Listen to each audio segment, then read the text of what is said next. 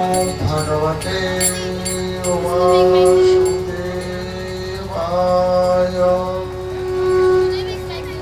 ॐ वंशी भूषितकिरणवनिर्दावत्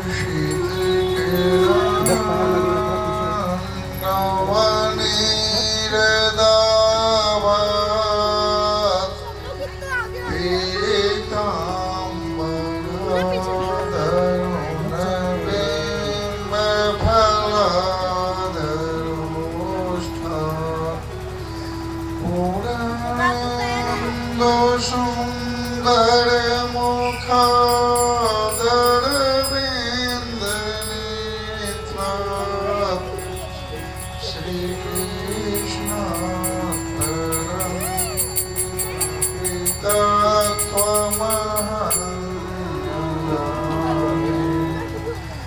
कृष्ण त्वदीय पद पंकज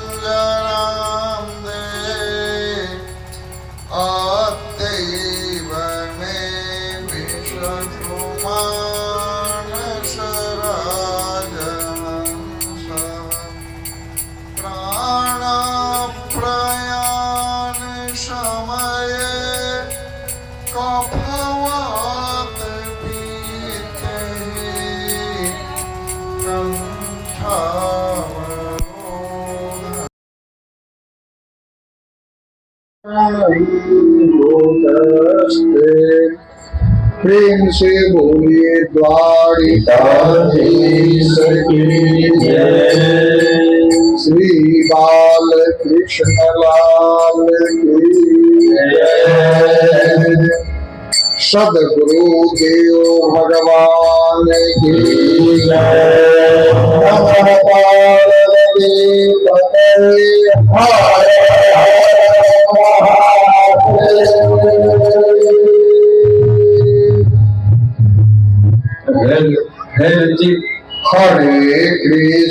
हरे कृष्ण कृष्ण कृष्ण हरे हरे, हरे राम राम राम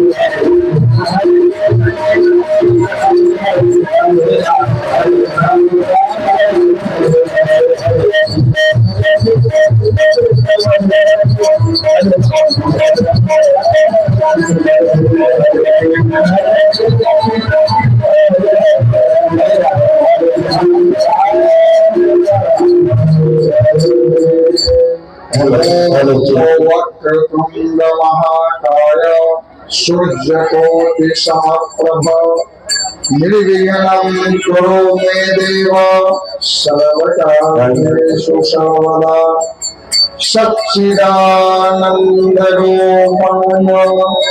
विश्वोत्पत्त्यादिहेतवे तापत्रयविनाशाय श्रीकृष्णाय वयं नमः।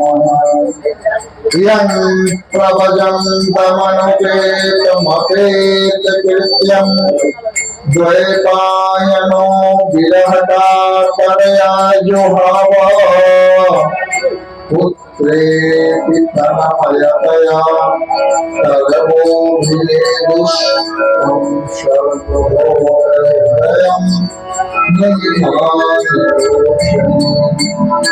नमोऽस्तु देव्याश विशालबोधे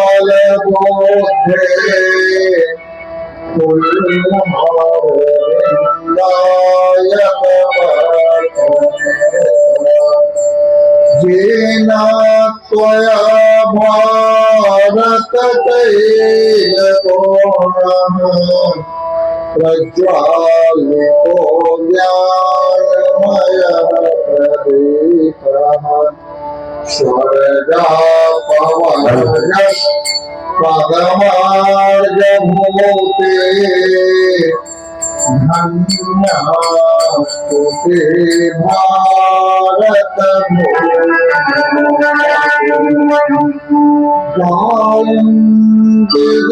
देवा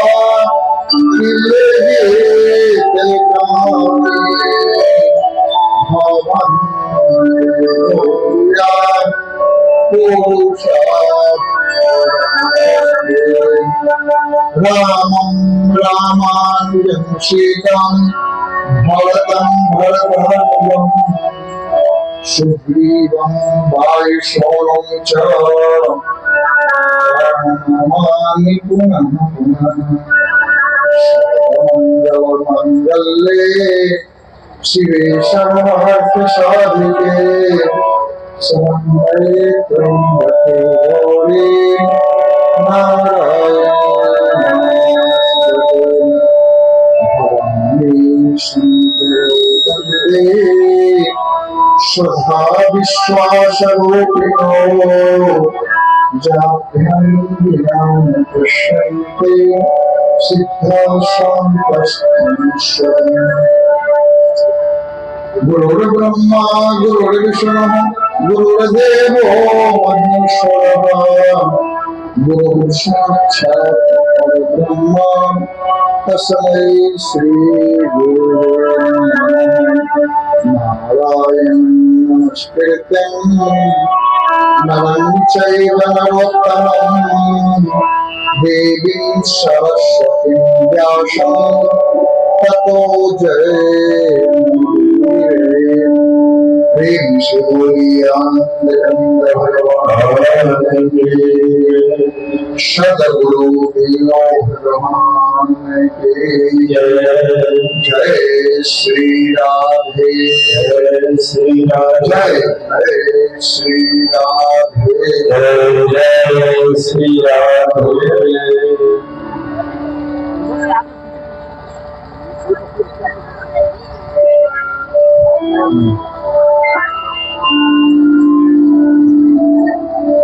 भजो रघुबर श्याम जुगल चरणा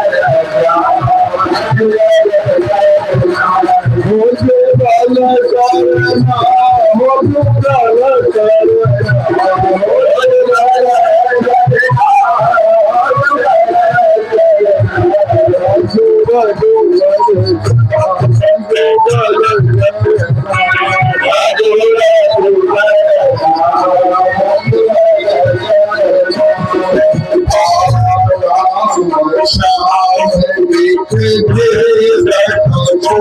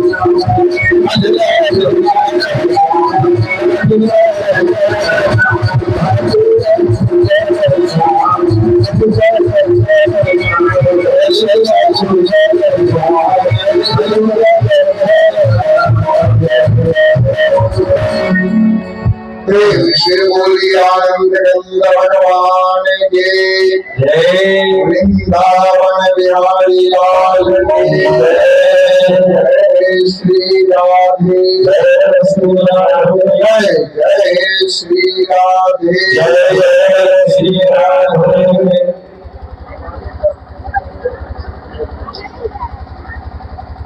परम कृपालु परमात्मा श्री नंदनंदन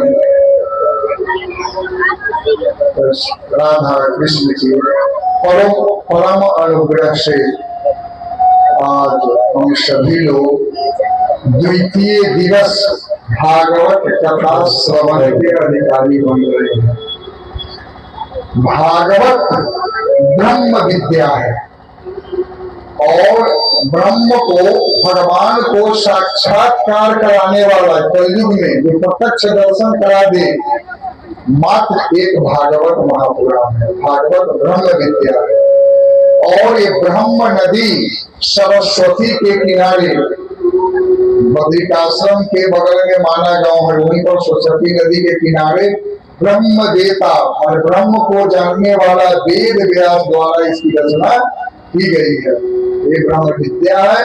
इस ब्रह्म विद्या को ब्रह्म नदी सरस्वती के किनारे ब्रह्म वेता महर्षि वेद व्यास के द्वारा रचना हुई है, इसकी रचना की गई है। इसलिए ये ब्रह्म को साक्षात्कार करने वाला ग्रंथ है। संसार में जितने भी पुस्तक है सब पढ़े लिखे लोग हैं, सबके पहले इदम शब्द माने नपुंसक लिंग का प्रयोग किया गया है। लेकिन एक भागवत महापुराण है, इसमें इयं तेनेयं बांगमयी मूर्ति प्रत्यक्षा वर्तते हरे माने तेनेयं तेन जोड़ इयं माने यह स्त्रीलिंग शब्द के साथ कथा स्त्रीलिंग होती है, इसलिए माने स्त्रीलिंग शब्द का प्रयोग किया गया है। माने ये सजीव है। आज जब श्री कृष्ण भगवान धरा धाम छोड़ने लगे तो उद्धव जी आकर बड़ा अनुनय विनय किया कि हे प्रभु आप जब चले जाइएगा तो यहाँ पर कौन माने पृथ्वी पर रक्षा कौन करेगा, आदमी को सुरक्षा कौन प्रदान करेगा, कौन उपद्रव से बचाएगा। तो भगवान कृष्ण ने कहा एक उपाय है उद्धव का। क्या? अभी अभी वेद व्यास जी भागवत महापुराण की रचना किए हैं, वो पुस्तक लाओ मेरे सामने। और जाकर के उद्धव जी पुस्तक लाए और उसी पुस्तक में अपना स्वरूप उन्होंने समाहित प्रत्यक्ष रूप से करा दिया। तो भागवत जो है ये भगवान के सजीव है, सजीव मूर्ति है, स्वरूप है। जहाँ पर भागवत की पुस्तक जिस घर में हो, भागवत की पूजा हो, जहाँ पर एक श्लोक जिस गांव जिस घर जिस क्षेत्र में एक श्लोक या आधा श्लोक भी भागवत का पाठ हो वो घर धन्य बन जाता है, गांव धन्य बन जाता है। ये गांव में देखते हैं वैसे लोग अपना जीवन जीने के लिए सब धन कमाने के पीछे पड़े हुए हैं। दूसरी बात है धन कमाना कोई संसार में रह जाता है, धन जो कमाइएगा यहाँ से कुछ नहीं जाने वाला है, सब फिर यही समझ के रह जाना है। लेकिन धन्यवाद के पात्र है महेश बाबू, आप लोगों के पूरे परिवार मिलकर, संबंधी के साथ सब कोई मिल करके भागवत करवा रहे हैं। इसलिए इसका लाभ उठा लीजिए जीवन में। फिर हमको विश्वास नहीं है और कोई कराने वाला मिलेगा। इसलिए जहां तक हो ये 7 दिन या तो 1 दिन कटिए गया, दूसरा दिन 5 दिन का और समय है, जरूर इसको श्रवण कीजिए। डायरेक्ट भगवान से मिलाने वाला इससे अच्छा ग्रंथ कोई संसार में नहीं है। इसलिए इसका लाभ जरूर उठा लीजिए भाई। जीवन सफल अगर करना है, भगवान से जोड़ना है तो कर लीजिए, नहीं संसार से जोड़ना है तो कोई बातें नहीं है। एक बार प्रेम से बोली आनंद कंद भगवान की जय। तो राम श्याम बीच भेद कछु नहीं। देखिए राम और कृष्ण में कोई भेद नहीं है, सिर्फ युग के अवतारी भेद है।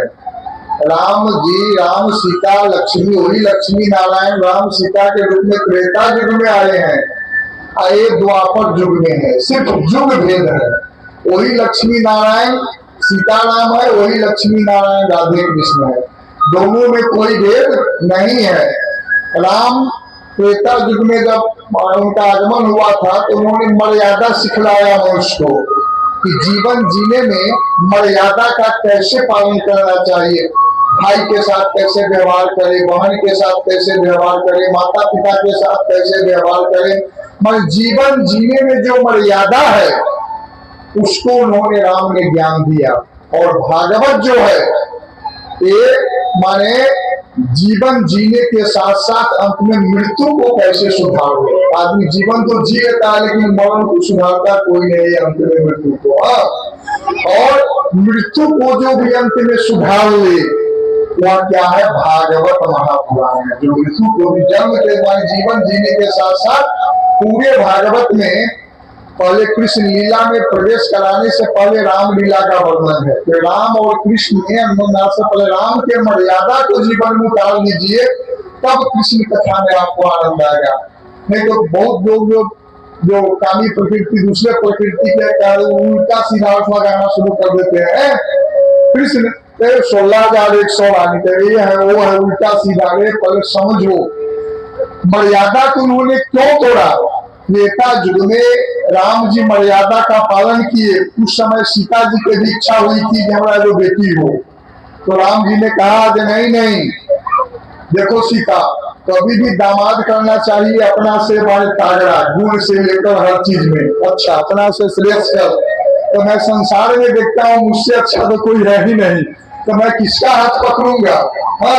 इसलिए इस मर्यादा में वो अभी तू छोड़, जब कृष्णा अवतार होगी तो सब मैं तुम्हारी एक पुत्री तो जरूर होगी, मैंने उस समय पुत्री भी होगी, तो उस समय तो मर्यादा इसलिए तोड़ूंगा जब भी अगर भक्त हमारा कोई अलग माने नियम से अलग है वहां अगर पुकारेगा तो मैं नहीं जाऊंगा।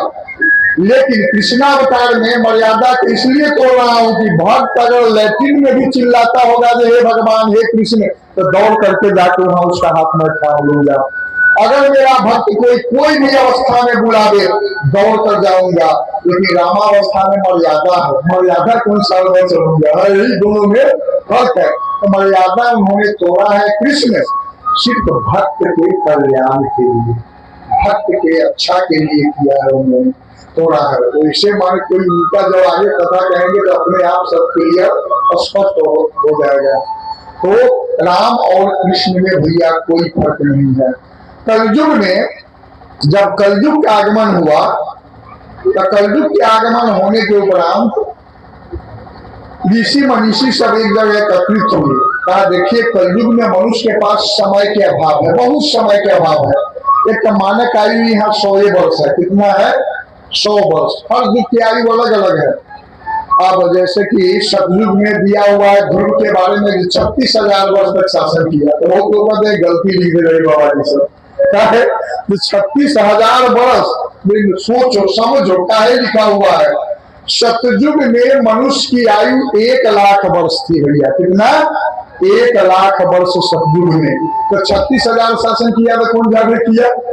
फिर जब त्रेता युग के आगमन हुआ तो 100 घट गया, कितना बचा 10,000। राम 11,000 वर्ष तक शासन किए हुए हैं। मगर फिर जब द्वापर हुआ तो 1 सुनना फिर उसमें से घटा, कितना हुआ 1,000 वर्ष। और फिर कलयुग आने पर 1 सुनना तो कितना है 100 वर्ष। तो कलयुग के मानक आयु 100 है, कोनो 120 जिले, कोनो 90 जिले, कोनो 80 जिले की मानक आयु 100 है। हर युग की आयु अलग अलग है। मैं इसको कोई समझाता नहीं है, इसलिए आखिर सबको उल्टा सीधा लग रहा है। जो भी लिखा हुआ ग्रंथ में सब सत्य है, सिर्फ उसको खोज करना जरूरी है, समझना जरूरी है। इसलिए कलयुग की आयु है मात्र 100 वर्ष। 100 वर्ष में 50 वर्ष का सोने मुनि में चला जाता है, 50 वर्ष में 25 वर्ष का लंकारी से लेकर दुनिया जहां सब में चला जाता है। अब वैसे समझिए अगर 100 वर्ष जिएगा तो 20 से 25 वर्ष टाइम मिलता है कोनो अच्छा काम करने के लिए, उसमें बहुत कम समय है। तो इसमें भक्ति कैसे किया जाए? आदमी के बड़ा व्यस्तता भी है। क्यों? इसलिए कि माने रंग बिरंग के जंजाल देखना पड़ता है। तो कोई ऐसा मंत्र हो जिसको अगर मान लिया खा लिए हैं तो यो अगर जप करेंगे तो हमको लाभ मिलेगा, पूजा के फल मिल जाएगा। चाहे न स्नान किए हुए तो यो जप कर लेंगे तो पूजा के फल मिल जाए। कोई ऐसा मंत्र हो तो बहुत ठोस चीज है, क्योंकि वेद जो है, वेद के नियम है। आजकल देखते हैं रुद्राभिषेक वाला पंडित सब जाता है कहीं जजमान को कराने, 2 बजे तक में खाली बेदी उदी ड्रामा उड़ामा करता है। क्यों हुआ? 3 बजे से शुरू करता है। क्यों? ये 8, 10, 11 रात बजा तो दूसरे से बढ़ता बढ़ता विद्वान सब है। लेकिन नियम है, रात्रि में वेद पाठ नहीं होना चाहिए। दिन का प्रोसेस है, रात्रि में होना चाहिए। सियार बोले तो वेद पाठ बंद कर दीजिए, वर्षा हो तो वेद पाठ बंद कर दीजिए। उसके लिए बड़ा बड़ा नियम है वेद पाठ के। हाँ, उसमें त्रुटि होगी तो उल्टा रिएक्शन है भैया। हाँ, तो माने रिएक्शन है उसमें। ये इसलिए सबसे संभव भी नहीं है, और जनौधार्य के लिए वेद पाठ है, सबके लिए है नहीं। तब कोई ऐसा मंत्र हो जिसके पास जड़ऊ न है, कोई भी जाति के हो, स्त्री हो, पुरुष हो, मां कोई हो, उसके लिए कोई ऐसा ठोस मंत्र जिसका माने वो जब करे तो उसको कल्याण हो जाए। न नहाए हो कैसे की, न खा लिया है ऐसे की, कोई न किस कभी कोई भी समय।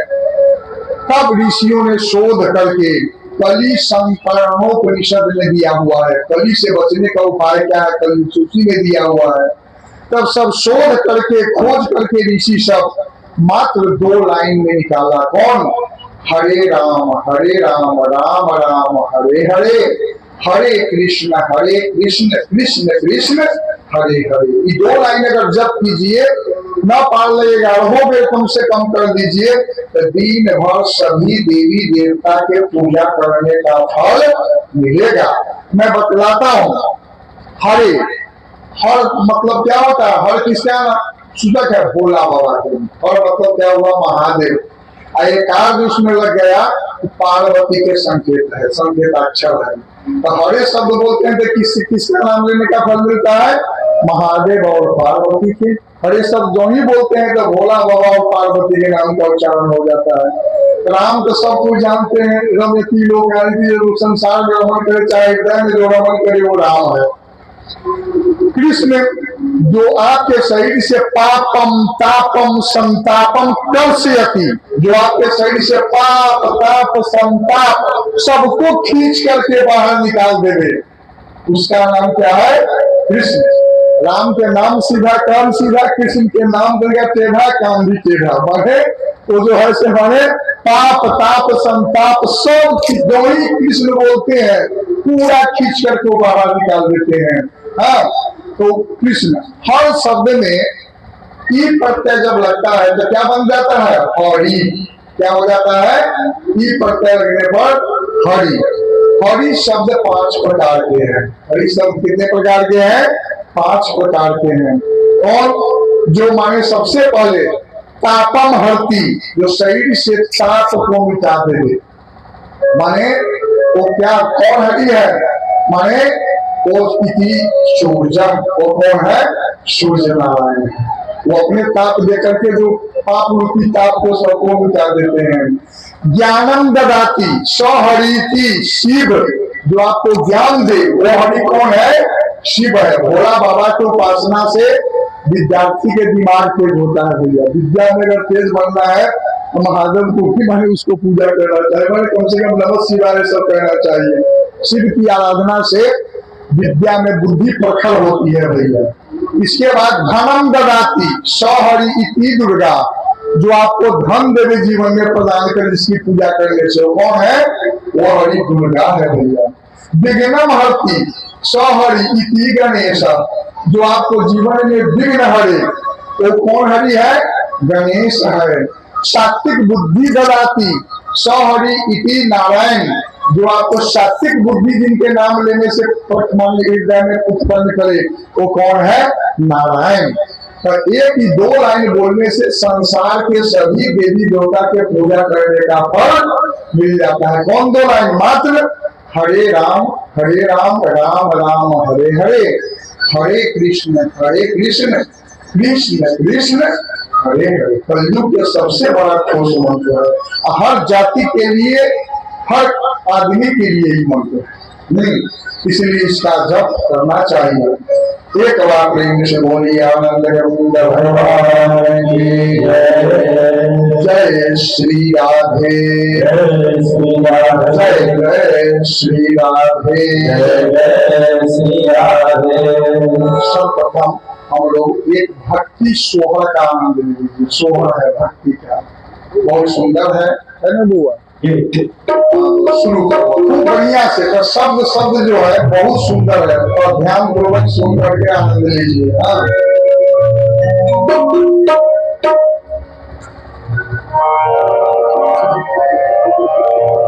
नरतन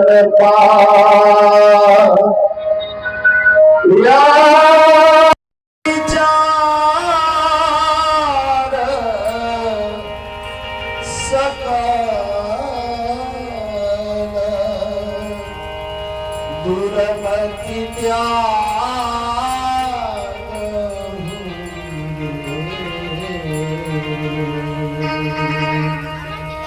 हिलन नारे आई सन से